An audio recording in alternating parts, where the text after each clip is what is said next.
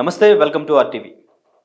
గుంటూరు జిల్లా తెనాలి గీతాంజలిది ఆత్మహత్య, హత్య, యాక్సిడెంట్ ఇదే అంశం మీద మాట్లాడదాం. మనతో పాటు సోషల్ యాక్టివిస్ట్ కృష్ణకుమారి గారు ఉన్నారు. మేడం నమస్తే. నమస్తే మేడం, గీతాంజలిది మొన్నటి నుంచి కూడా కోర్స్ నిన్న మార్నింగ్ నుంచి వైరల్ అవుతుంది. అంటే మన వీడియో చూస్తే ముందు వైరల్ చేశారు. బట్ తను యాక్సిడెంట్ అయిందా, సూసైడ్ చేసుకుందా, అసలు ఏం జరిగిందనేది ఇప్పటికీ కూడా ఒక పార్టీ మీద ఒక పార్టీ ఇలా మాట్లాడుకుంటూ ఇంకా దాని మీద రాజకీయం జరుగుతుంది. కానీ ఒక మహిళ అక్కడ ప్రాణాలు కోల్పోయింది. ఈ రాజకీయాల వల్ల, రాజకీయ పార్టీల వల్ల, మనం అంటే ఏ స్టాండు ఎవరిని సపోర్ట్ చేస్తూ కాకుండా బట్ ఒక మహిళ చనిపోయింది. ప్రధానంగా మీరు అంటే ఈ సోషల్ మీడియాలో జరిగిన ట్రోలింగ్ అనేది మెయిన్గా రీజన్ చెప్తున్నారు. ఇదే కారణం అని మీరు అనుకుంటున్నారు? ఇప్పుడు తను ఏమైనా సూసైడ్ లెటర్ రాసిందా ఒకటి, లేదు ఇంకెవరితో ఉన్నా షేర్ చేసుకుందా, నేను ఈ విషయాలకు సంబంధించి మనస్తాపం చెందుతున్నాను అని. అలా కాకుండా ఇంకా వస్తున్న కథనాలు ఏంటి అంటే, ఈవిడ జగన్మోహన్ రెడ్డి పార్టీకి సంబంధించిన సభకి వెళ్ళినట్లు, ఆ సభలో నాకు అమ్మఒడి అందింది, ఒక ఇంటి స్థలం వచ్చిందా, ఇల్లు వచ్చిందో ఏదో ఇంటి పట్టా తీసుకుంది. ఇవన్నీ ఆమె చాలా బోల్డ్గా మాట్లాడడం కనిపించింది.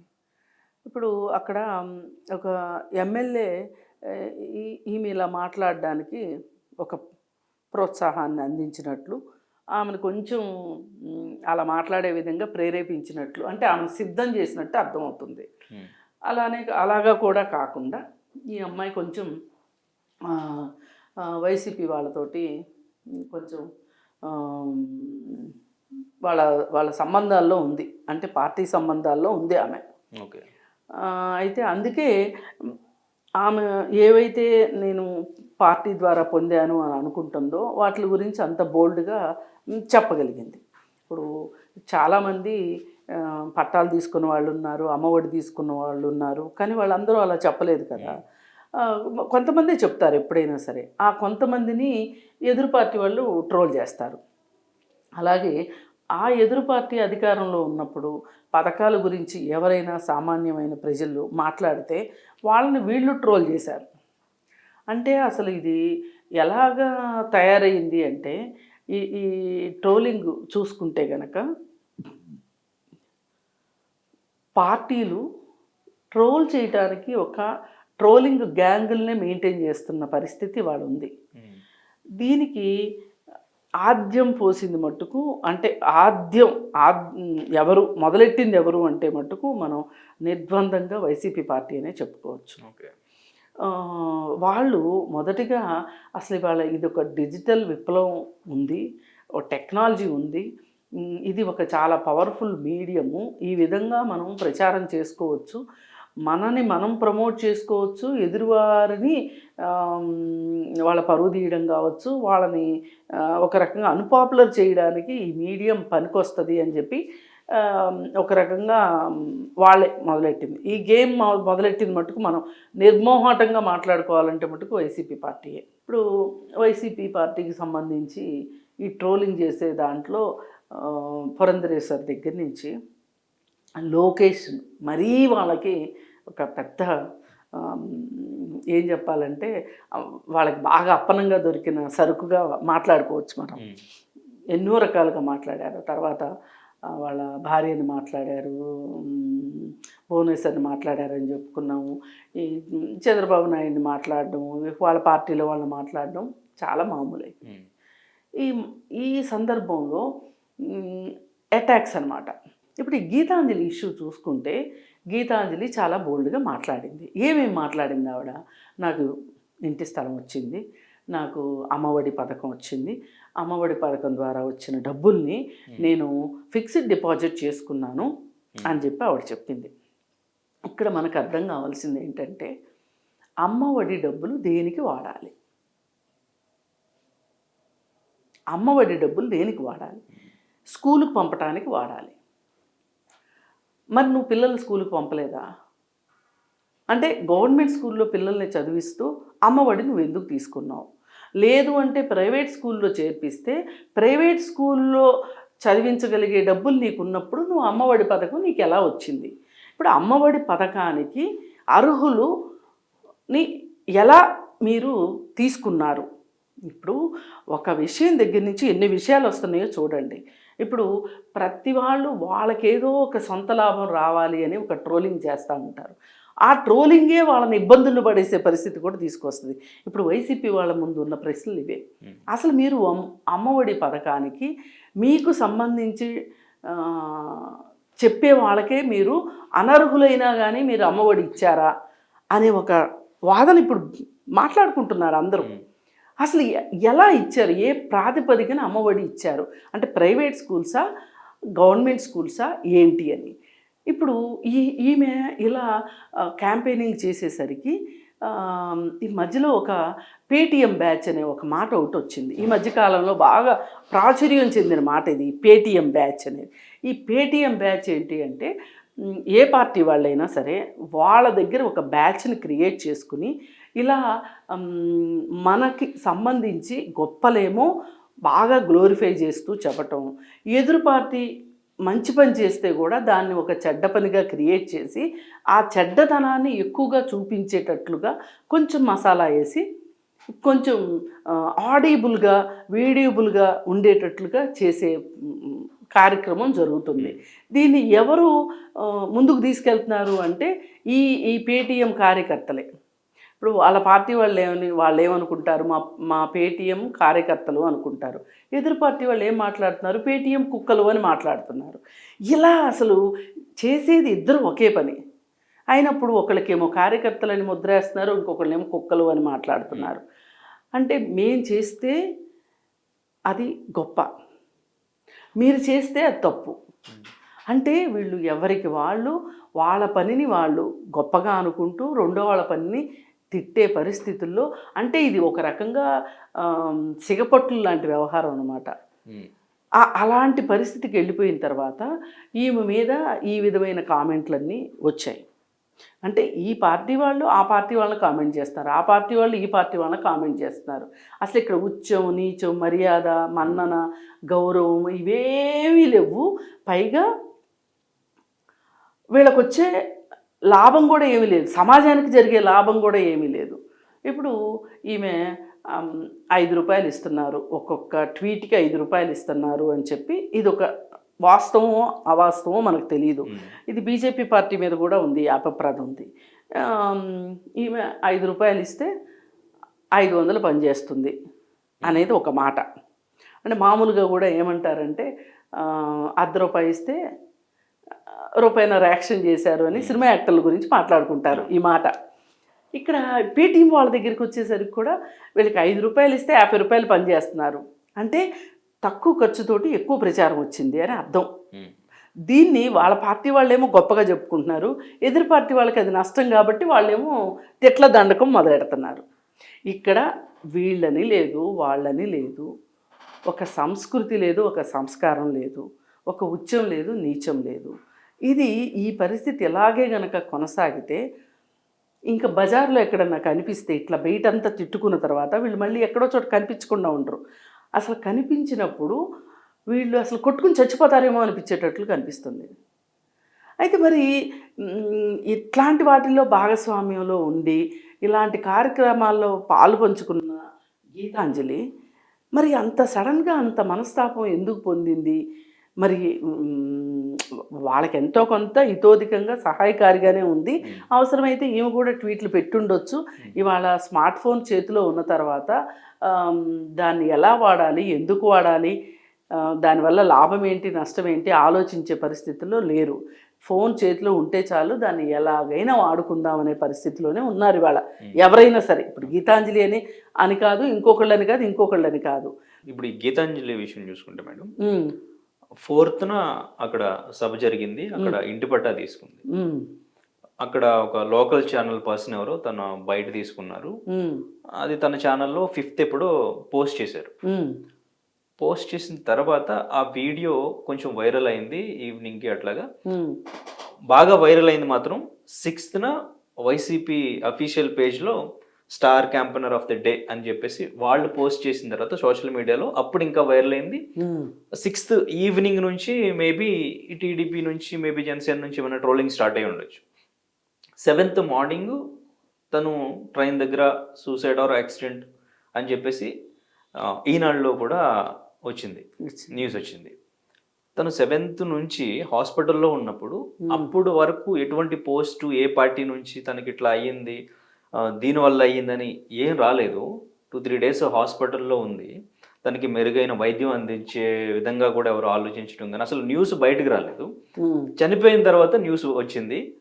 ఇలా ట్రోలింగ్ వల్లే అని చెప్పేసి ఇంత వైరల్ అవుతుంది నిన్నటి నుంచి. ఏంటంటారు దీనికి ప్రధానంగా కారణం? అంటే ఏదైనా సరే వాడాలి, మనం వాడుకోవాలి అంతే. వాడకం అంటే అట్టాంటి వాడకం కాదు అన్నట్లు తయారైపోయారు వీళ్ళు. తయారైపోయి ఇప్పుడు ఈ అమ్మాయి చనిపోయింది. ఈ అమ్మాయి వీళ్ళ స్టార్ క్యాంపెయినర్గా గుర్తింపు పొందిన అమ్మాయి చనిపోయింది అంటే అది ఆమె నిజంగా ఆమెకి ఇంకేదన్నా మనస్తాపం జరిగిందా, ఇంకేమన్నా కారణాలుండి ఆమె ట్రైన్కి ఎదురెళ్ళి చనిపోవాలనుకుని చనిపోయిందా, అంటే ఆత్మహత్య చేసుకోవాలని వెళ్ళిందా, లేకపోతే పొరపాటున జరిగిందా అనేది ఇంతవరకు నిర్ధారణ జరగల. ఈ నిర్ధారణ ఎప్పుడు జరుగుతుంది? ఆమె పోస్ట్ మార్టం రిపోర్ట్ వస్తే కానీ నిర్ధారణ జరగదు. మరి ఆమెకి తగిలిన గాయాలను బట్టి కానీ ఆ సీన్ ఆఫ్ ఎఫెన్స్ని బట్టి కానీ ఏదన్నా కానీ అక్కడ పరిస్థితులను బట్టి ఇది చెప్పాలి. ఎవరు చెప్తారు? డాక్టర్లు చెప్పాలి. చెప్పే వరకు కూడా వీళ్ళు ఎవరు ఆగట్లేదు. ఆక్కోకుండా ఎవరికి నచ్చింది వాళ్ళు మాట్లాడేసేసుకుంటున్నారు. చాలా కాన్ఫిడెంట్గా మాట్లాడింది. అవును, చాలా కాన్ఫిడెంట్గా ఉంది, చాలా బోల్డ్గా ఉంది. అసలు ఆ అమ్మాయి మాట తీరు కానీ ఆ అమ్మాయిని చూస్తున్న విధానం కానీ మనిషిని చూస్తే మనకేమర్థం అవుతుంది అంటే ఆమె బాగా చదువుకున్న అమ్మాయిలాగా కనిపిస్తుంది. చాలా క్లారిటీగా చాలా క్లియర్గా ఉంది. ఆ అమ్మాయి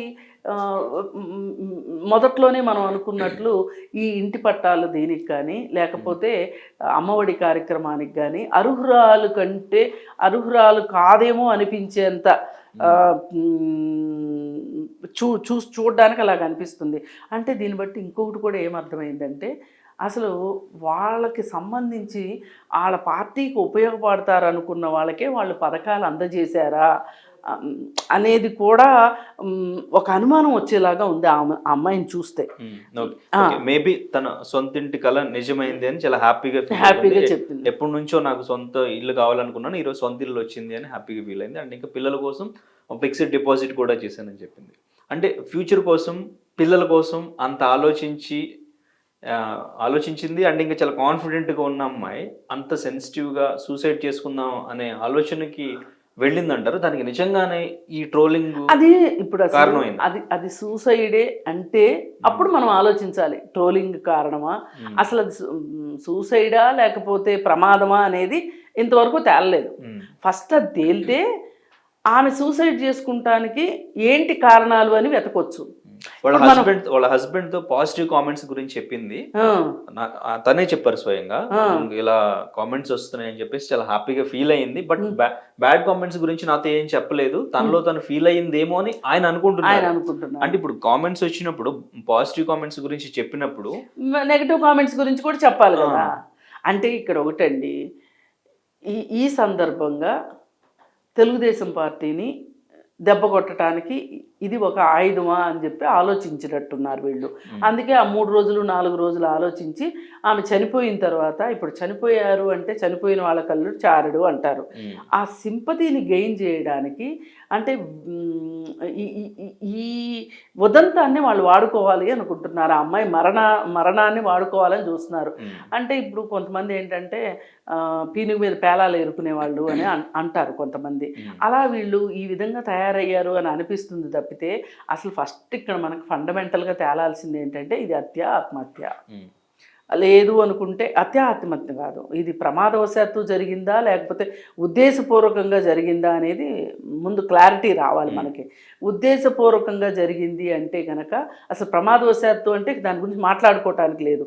ఉద్దేశపూర్వకంగా చేసుకుంది ఆవిడ, ఆత్మహత్య చేసుకుంటానికి వెళ్ళింది అక్కడికి అని అంటే కనుక ఆ ఆత్మహత్యకి గల కారణాలు ఏంటి అనేది మనం ఒకసారి మొత్తం అన్నీ రివ్యూ చేసుకోవాల్సిన అవసరం ఉంది. అట్లా కాకుండా ఇప్పుడు వాళ్ళ భర్త ఏం చెప్తున్నారు, ఆమె పాజిటివ్ కామెంట్స్ గురించి చెప్పింది అన్నారు. మరి అలాంటప్పుడు ఆమె సంతోషంతో ఎవరు ఆత్మహత్య చేసుకోరు కదా. ఆమెను ఏమి డ్రైవ్ చేసింది ఆత్మహత్య చేసుకుంటానికి అని. అయితే ఇంకొకళ్ళు ఏం చెప్తున్నారు అంటే, ఆమె ఎవరిది ఏ షాప్లో అయితే పనిచేస్తుందో ఆ షాపు ఓనరు ఆవిడని తిట్టాడు, ఏంటి కామెంట్స్ ఏంటి, ఇదేంటి, అది ఇది అని ఆవిడని అన్నాడు, అందుకని ఆమె ఆ క్షణికావేశంలో వెళ్ళింది అని చెప్పి అది కూడా ఒకటి వస్తుంది. ఇప్పుడు నెగిటివ్ కామెంట్స్ పెట్టినంత మాత్రాన ఇలా ఆత్మహత్యలు చేసుకుంటారా అనే గనక మాటే వస్తే గనక, మరి అలా అనుకుంటే వైసీపీ వాళ్ళు చేసిన నెగిటివ్ కామెంట్స్కి ఇంకెంతమంది ఆత్మహత్యలు చేసుకోవాలి? ఆత్మహత్య చేసుకోవడం పరిష్కారం కాదు కదా. మీరు మిమ్మల్ని ఏ విషయాల్లో అయితే వేలెత్తి చూపిస్తున్నారో దానికి మీరు అటాక్ ఇవ్వండి. అసలు ఇప్పుడు మనము ఒక పోరాటంలోకి దిగాము అన్న తర్వాత మంచి వస్తుంది, చెడు వస్తుంది. ఇప్పుడు రాజకీయాల్లో కూడా అన్ని మంచి మాటలే వస్తున్నాయా? రాళ్ళు పడుతున్నాయి, పూలు పడుతున్నాయి. మరి దులిపేసుకుని వెళ్తున్నారు కదా, వెళ్లకుండా ఎక్కడైతే ఆగట్లేదు కదా. అందుకని ఏది ఏమైనా సరే ఒక 2 బలమైన పొట్టేళ్ళు ఉంటే అవి 2 పోట్లాడుకుంటుంటే మధ్యలో ఒక లేగదూడ దూరి ఆ లేగదూడ చచ్చిపోయింది అన్నట్లుగా ఇప్పుడు ఈ తెలుగుదేశం పార్టీ కావచ్చు, వైసీపీ పార్టీ కావచ్చు, 2 బాగానే ఉన్నాయి. వాళ్ళ యుద్ధాలు వాళ్ళు చేస్తున్నారు. ఫేస్బుక్ యుద్ధం కావచ్చు, సోషల్ మీడియా ఇప్పటికీ కొనసాగుతూనే ఉంది. అది ఆగదండి, అది ఆగదు. అది అమ్మాయికి సంబంధించి ఇప్పుడు ఈ ఫోన్ కాల్ రికార్డింగ్స్ కానీ, అక్కడ రైల్వే స్టేషన్ సీసీ ఫుటేజ్ కానీ, ఇటువంటివన్నీ కూడా ఎందుకు ఆధారాలు సేకరించి అసలు ఏం జరిగిందని అసలు ఆ ఉద్దేశం ఎవరు ఏం మాట్లాడట్లేదు. ఆ పని చేయాల్సింది ఎవరు? అధికారంలో ఉన్న పార్టీ వాళ్ళు చేయాలి. అధికారంలో ఉన్న పార్టీ వాళ్ళు ఎందుకు చేస్తారు? అది వాళ్ళు దీని ద్వారా లబ్ధి పొందాలనుకుంటున్నారు కాబట్టి చేయట్లేదు. వాళ్ళు చెయ్యరు కూడా. ఇది ఒక కంక్లూజన్కి రాదు, ఇది ఇంతే. మళ్ళీ వీళ్ళే చంద్రబాబు నాయుడు కాలంలో ఆయన అధికారంలో ఉన్నగా రితేశ్వరి మరణం గురించి ఈ రోజుకి రోజా నోరు తెరిస్తే రితేశ్వరి మరణం గురించి మాట్లాడుతుంది. మరి ఇప్పుడు వీళ్ళ అధికారంలోకి వచ్చిన తర్వాత ఎన్ని ఆత్మహత్యలు జరగలేదు? వాళ్ళ పార్టీ ప్రయోజనాల కోసం బతుకుతున్నారు కాబట్టి వాళ్ళు అలాగే మాట్లాడతారు. దానిలో వీళ్ళకి న్యాయము అన్యాయము కనిపించట్లేదు. ఏది ఏమైనా ఆవిడ ఒక క్షణికావేశంలో నిజంగా ఆమె ఆత్మహత్య కనుక చేసుకుంటే క్షణికావేశంలో అసలు ఇలాంటి నిర్ణయానికి ఎవరైనా రావడం కరెక్ట్ కాదు. ఎందుకంటే ఈ పార్టీలన్నీ బాగానే ఉంటాయి. నీ భర్తకు కావాలంటే ఇంకో భార్య దొరుకుతుంది, కానీ నీ పిల్లలకు తల్లి మాత్రం దొరకదు. అండ్ ఇంకా ఏంటంటే ఒకవేళ మేబీ తను ఈ ట్రోల్స్, ఈ బ్యాడ్ కామెంట్స్ వల్లే సూసైడ్ చేసుకుంది అనుకుంటే, ఇప్పుడు ఈ బ్యాడ్ కామెంట్స్, ఈ ట్రోలింగ్ అనేది చాలా విపరీతంగా పెరిగిపోతుంది. అసభ్య పదజాలంతో ఎవరికి నచ్చినట్టు వాళ్ళు ఎవరినైనా కానీ ఇష్టం వచ్చినట్టు ఫేక్ అకౌంట్స్తో మాట్లాడుతున్నారు కదా. సో వీళ్ళని అసలు ఎలా కంట్రోల్ చేయాలంటారు? ఇటువంటివి ఇంకా పునరావృతం అవ్వకుండా ఎటువంటి చర్యలు తీసుకుంటే బెటర్ అంటారు? అసలు చర్యలు తీసుకోరండి, ఎవరు చర్యలు తీసుకోరు. ఎందుకంటే సాక్షాత్తు ఇప్పుడు నేనున్నాను, నేను చేసే కొంచెం పనికి, దేవి గారు చేసే పనికి, సంధ్య గారు చేసే పనికి మా ముగ్గురిని ఎంత ట్రోలింగ్ చేయాలో అంత ట్రోలింగ్ చేస్తున్నారు. మరి మేము ఎవరికైనా ప్రజలకు ఉపయోగపడేటట్లో, లేకపోతే బాధలో ఉన్న మహిళల కోసమో, లేకపోతే అన్యాయం అయిపోయిన మహిళల గురించి మాట్లాడతాం తప్పితే మాకేం అధికార పార్టీలతో మాకు పని లేదు. ఇప్పుడు నిన్న జరిగిన ఐశ్వర్య ఇష్యూలో కూడా నేను మాట్లాడాను.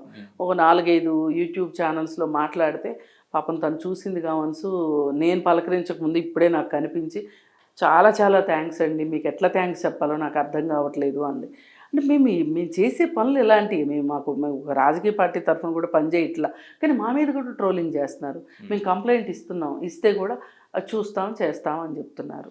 మరి చేయగలిగింది ఏమి లేదు దీనికి. ఇది ఏంటి అంటే ఇది ఒక క్యాన్సర్ కంటేనో లేకపోతే కరోనా కంటేనో భయంకరమైన విషయం. మనుషులకి ఎక్కడో ఒక గాసిప్స్కి ఉండే ఇంట్రెస్టు, ఒక ట్రోలింగ్కి ఉన్న ఇంట్రెస్టు ఈ రాజకీయ పార్టీలు ఆ ఉద్దేశాలను పెంచి పోషించి వాళ్ళకి లాభం అయ్యేటట్లుగా వీళ్ళని వాడుకుంటున్నారు. ఇప్పుడు ఈ ట్రోలింగ్ చేసే వాళ్ళంతా ఇది ఒక ప్రొఫెషన్ అనుకుంటున్నారా? లేదు అనుకుంటే ఇలా చేస్తేనే మనం కార్యకర్తలం అవుతాం అనుకుంటున్నారా? ఏమనుకుని చేస్తున్నారు? అసలు వీళ్ళ ఉద్దేశం ఏంటి? నోరు పట్టని మాటలు, అసలు ఈ బండ బూతులు, పచ్చి బూతులు మాట్లాడుతున్నారు. అసలు అంటే ఎవరు మనల్ని చూడరు కదా, సోషల్ మీడియాలో మన మొహం తెలీదు, ధైర్యంగా ముందుకొచ్చి ఎవరో ముందుకొచ్చి మాట్లాడరు. ఇదంతా ముసుగు వీరుల పనేనమాట. అయితే దీనిలో ఒక మోతాదు మించిపోతుంది, శృతి మించిపోతుంది అనమాట. ఇది శృతి మించి రాగానే పడిపోయింది ఆల్రెడీ. దీనికి మందు ఏంటి అంటే ఆ రాజకీయ పార్టీ నాయకులు, అటు వాళ్ళైనా ఇటు వాళ్ళైనా అసలు ఈ ఈ ఈ సోషల్ మీడియాని కూడా ఆరోగ్యకరంగా వాడుకోవాలి అనే ఉద్దేశంలోకి రావాలి. ప్రతి చావు నుంచి మనం ఒక చావు మనకు ఒక అవకాశం అనే ఒక దుర్బుద్ధిలోంచి బయటికి రావాలి. ఇప్పుడు వీళ్ళు ఈ గీతాంజలి ఇష్యూను కూడా రేపొద్దున అది ప్రమాదం అని తేలింది అనుకోండి, ప్రమాదం అని తేల్చడానికి వీళ్ళు ఇప్పటికిప్పుడు కూడా ఒక నిర్ధారణ చేయొచ్చు. పోలీస్ శాఖను ఆదేశించి, రైల్వే పోలీసులను ఆదేశించి, సీసీ కెమెరాలు, ఇందాక మీరు అన్నారు కదా, సీసీ ఫుటేజ్లు చూసి, అన్నీ చూసి, లేదు అంటే ఆమె ఫోన్ను చెక్ చేసి, ఇప్పుడు ఆమె ఫోన్లో ఆమె ఎవరో ఒకరితోటి ఈ బాధ పంచుకోకుండా ఉండదు. మరి అలాంటివన్నీ బయటికి తీసి అప్పుడు ఒక నిర్ధారణకు వచ్చి మాట్లాడితే బాగుంటుంది కదా. కానీ వీళ్ళు ఆ పని చేయాల. ఇప్పుడు ఈ అమ్మాయి చనిపోవటాన్ని వాళ్ళు వాడుకోవాలని డిసైడ్ అయ్యారు. అందుకని ఇలా చేస్తున్నారు. ఇది ఎలక్షన్ ముందే జరగడం దురదృష్టకరం. అంటే ఒక మోతాదును మించి కామెంట్ పెట్టడానికి వీల్లేదు. ఆ పెట్టే వాళ్ళు ఎవరైనా సరే వాళ్ళ ఫేస్ని రివీల్ చేయాల్సిందే. మీరు దొంగ ఐడీలతోటి, దొంగ ఫోన్ నెంబర్లతోటి, దొంగ పేర్లతోటి మీరు పెట్టడానికి వీల్లేదు. మీరు ఖచ్చితంగా మీ ఐడెంటిటీని అక్కడ కనిపించేటట్లు పెట్టాలి. అంటే చాలా వరకు తగ్గిపోతాయి. అసలు ఇప్పుడు ఇది ఐటీ యాక్ట్ కింద ఉంది. ఇది మీరు ఎక్కడో మీ ఐడెంటిటీని దాచిపెట్టి మీరు కామెంట్ చేస్తే కుదరదు అని చెప్తున్నారు. కానీ చట్టాలే మన దేశంలో. అసలు చట్టాలకి అసలు అవగాహన లేదు. ఆ చట్టాలని వాడాలి, చట్టాన్ని ఫాలో అవ్వాలి, చట్టాన్ని గౌరవించాలి అనే ఉద్దేశం మనకు లేదు. కాబట్టే ఇంత జరుగుతుంది. ఇప్పుడు దీని మీద ఏం చేస్తే అవుతుంది అంటే, ముందు రాజకీయ పార్టీలు కూర్చోబెట్టి వాళ్ళకి తలంటు పోస్తే గానీ ఇదంతా సాధ్యం కాదు. ఇంకెంతమంది బలవలసి వస్తుంది అంటారు ఇట్లాగా ఈ బ్యాడ్ కామెంట్స్, ట్రోల్స్? ఇంకా దీన్ని కంట్రోల్ చేయలేము. అది ఆ నాయకుల చిత్తశుద్ధి మీద ఆధారపడి ఉంటుంది. ఇప్పుడు సపోజ్ తెలుగుదేశం వాళ్ళని పిలిచి చెప్పారనుకోండి, ముందు వాళ్ళని ఆపండి అంటారు. ఇప్పుడు వాళ్ళని పిలిచి అడిగారనుకోండి, ముందు వాళ్ళని ఆపండి అంటారు. అంతేగాని స్వచ్ఛందంగా మేము మారతాము, వాళ్ళని కూడా మార్చండి అని అంటారేమో చూడండి, అనరు వాళ్ళు. పొలిటికల్ పార్టీస్కే కాకుండా ఈవెన్ సెలబ్రిటీస్ కానివ్వండి, ఎవరు దేనికి ఫేమస్ అయినా వాళ్ళది ఇంకా మైనస్ ఏంటనేది వెతికి ట్రోల్ చేయడానికి ఎవరినైనా చేస్తున్నారు జనరల్ గా కూడా. ఇది ఒక మానసిక వికారానికి సంబంధించిన విషయం అండి.